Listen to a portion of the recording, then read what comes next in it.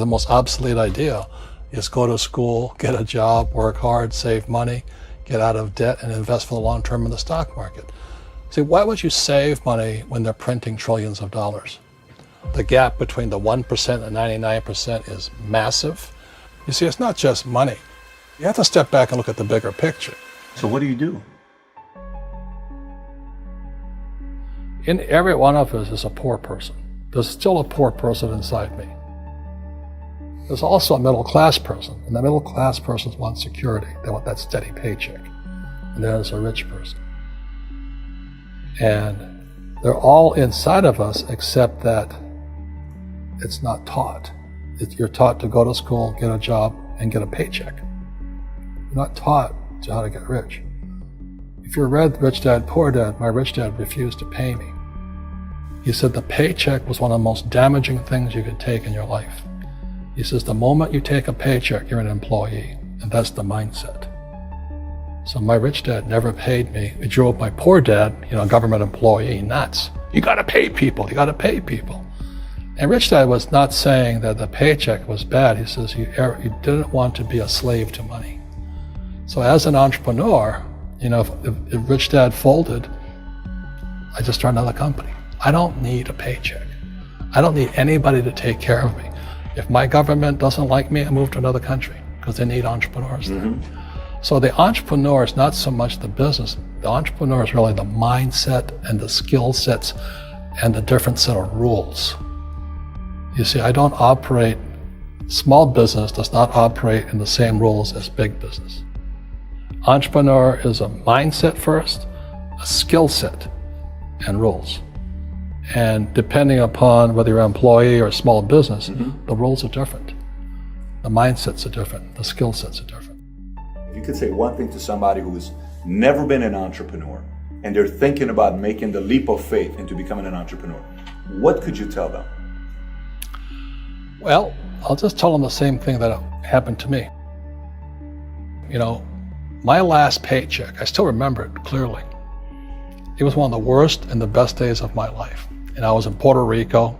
I was working for Xerox, and my boss gave me it wasn't a paycheck, it was a bonus check. I think it was about $30,000 taxable. It's the only problem with that.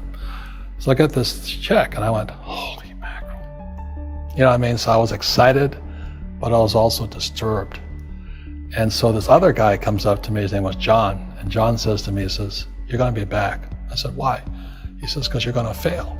I looked at him and said, look, few expletive words, because that's what he did. He left Xerox, failed, and he came back. And I said, look, you failed and you came back, but I'm gonna fail and I'm never coming back. And that's the attitude. Do you know what I mean? If you say, well, if I fail, I'll go back to mommy and daddy, then that's what you'll do. So if you fail, that's when I became an entrepreneur, because I had no money. I had no money for years. I didn't have a paycheck. But that's what my rich dad encouraged me to do. He says, when you don't have this paycheck, you get hungrier, smarter, and it's a test of your character. Will you become a crook? Will you become dishonest? Will you cheat and steal?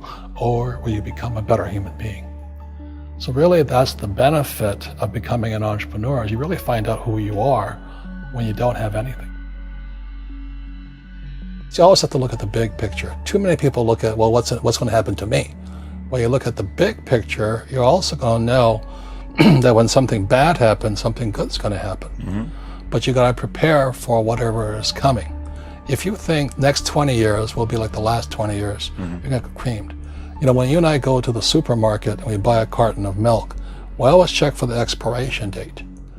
But most people do not check for the expiration date on their brains.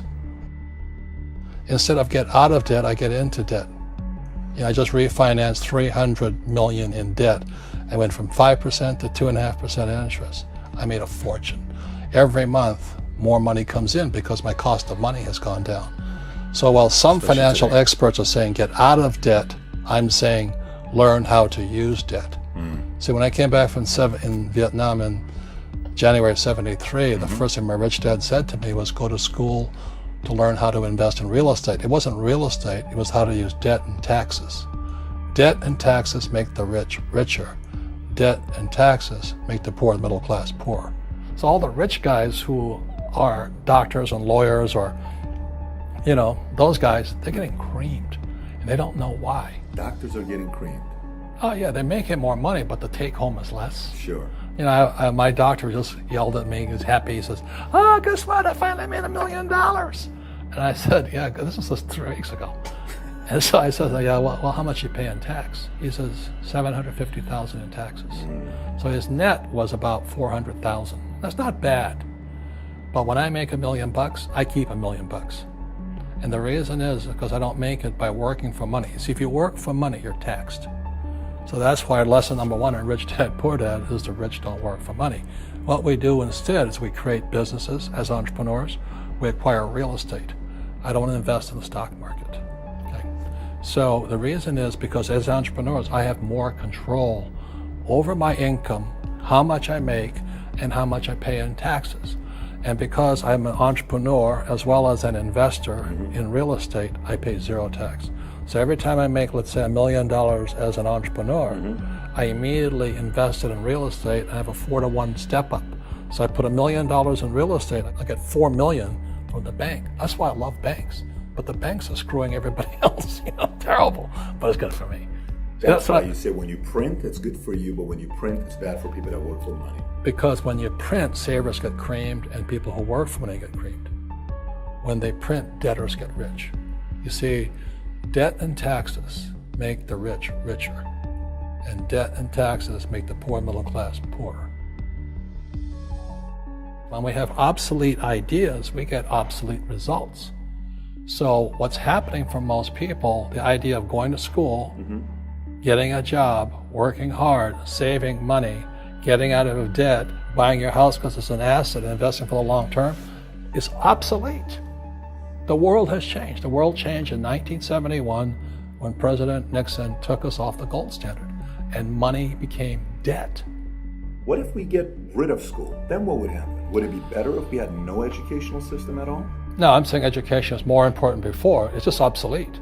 There's Moore's Law which states information doubles every 18 months. In other words, everything's obsolete 18 months. So, and this is just a recent phenomenon. So when you come out of school, you're already obsolete. And that's why I'm the old guy, I meet my friends who went to Harvard. I went to Harvard. I said, yeah, that was how long, 50 years ago? Today, the banks are charging you interest to save money. In other words, banks don't want your money because they printed too much of it. And that's why there's this bubbles in stocks and bubbles in real estate and all this. People are dumping the cash because, as I said in here, savers are losers and cash is trash. And yet people are, well, I want a high-paying job. Well, that's an obsolete idea.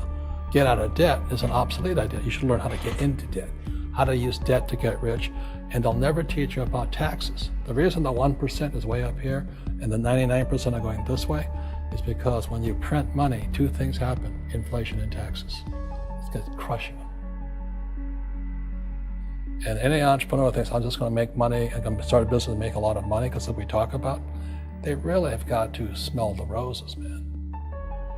That's not what the real entrepreneurs are doing. Most entrepreneurs, there's 28 million small business owners in America. 24 million are what are one-person entrepreneurs. They're called non-employee entrepreneurs. So and that's what happens is when people don't really understand what an entrepreneur does. So most big people are self-employed, but they're not really entrepreneurs. The self-employed pay the highest taxes of all, and nobody tells them that. Yeah, it's also called the entrepreneurial spirit, but what we were actually talking about was there's no such thing as a bad economy. There's external, you and I, we all have an external economy, but we also have an internal economy, and the willpower is to change our internal economy. So for me, I can see the good and I can see the bad. I don't really give a damn because I'm going to be rich anyway. But a poor person with a poor personal economy, all they're going to see is a bad economy because they don't know how to make money in any economy. And a middle class person, they have a middle class economy. What they want is a nice house and a steady paycheck and the job and the car. And so when you take their job away, to them, that's disaster. Well, since an entrepreneur doesn't have a job anyway, it's no big deal. So all I'm saying to people, and it's what Bucky Fuller taught me, is always two sides, you know what I mean? Unity is plural, at minimum two. So if you think the economy is bad, it's because your economy is bad. If you think that steady, employment is important, then you'll see an economy without jobs. Your economy versus the external economy. What you control versus what you can't control. I can control. Yeah, it's called an internal focus versus an external focus. So the real entrepreneur has an internal focus. That if they fall down, they say, "Oh, this is good, because I'm going to go up higher." The average person will fall down and say, "Oh, I'm going to take some Prozac," or somebody has a mistake. "Oh, the mistakes don't matter." Well, mistakes matter. It means you didn't know something.